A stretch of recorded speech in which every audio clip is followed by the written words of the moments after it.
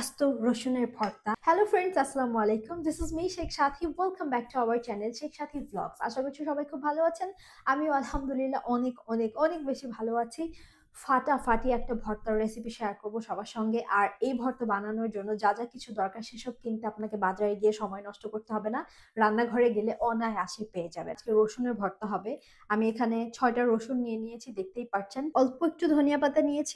এখানে আছে কাঁচামরিচ আর পেঁয়াজ, মিস্টার চিলি। আমি ওকে ছোট ছোট গোল গোল করে কেটে নিয়েছি। এই যে আস্ত আস্ত রসুন, এই রসুন গুলোকে এখন সাইজ করতে হবে, ঠিক আছে?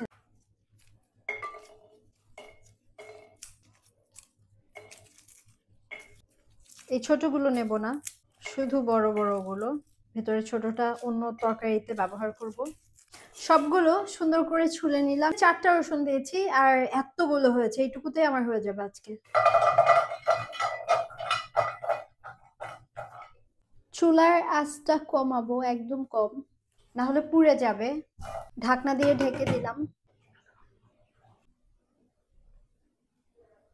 হয়ে গেছে, খুব সুন্দর নরমও হয়েছে। রসুনটা একটু ঠান্ডা হোক, ততক্ষণ আমি অন্যান্য জিনিসপত্রগুলো ভেজে নেব। অল্প একটু সরিষার তেল দিয়ে দিলাম, বাস এতটুকু। এই 3টা শুকনা মরিচকে আমি আগে ভেজে নেব, তারপরে হচ্ছে কাঁচা মরিচ আর পেঁয়াজ ভাজবো, সাথে ধনিয়া পাতা।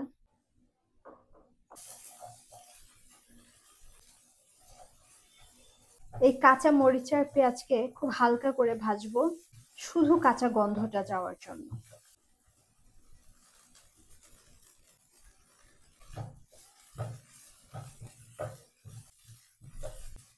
রসুনগুলা অনেক সুন্দর নরম হয়ে গেছে, এখন ছুলে নেব। টিপ দিলেই গলে যায়, এত নরম।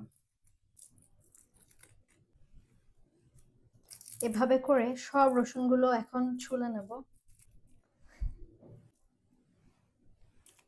দেখতেই ভাল লাগছে, একদম আস্ত আস্ত। আমার রসুন ছোলা শেষ, এতটুকু হয়েছে। এখন ভর্তা করব। এখানে আছে শুকনা মরিচ, ওই যে 3টা তখন ভাজলাম, যে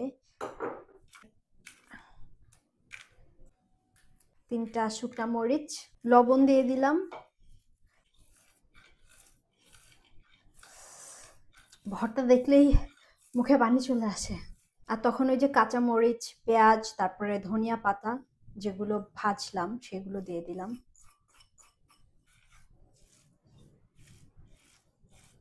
এটা হচ্ছে সুন্দর করে মেখে নিলাম। এখন রসুনগুলো একটু ভেঙে নিলাম, খুব সুন্দর করে মেখে নিলাম ভর্তাটা। এবার একটু সরিষার তেল দেব, এতটুকু।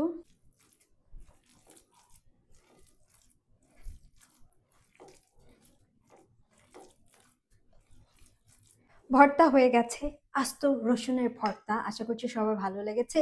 এতক্ষণ সময় দেওয়ার জন্য অনেক ধন্যবাদ। দেখা হচ্ছে নেক্সট ব্লগে। সবাই ভালো থাকবেন, সুস্থ থাকবেন। আল্লাহ হাফেজ, বাই বাই।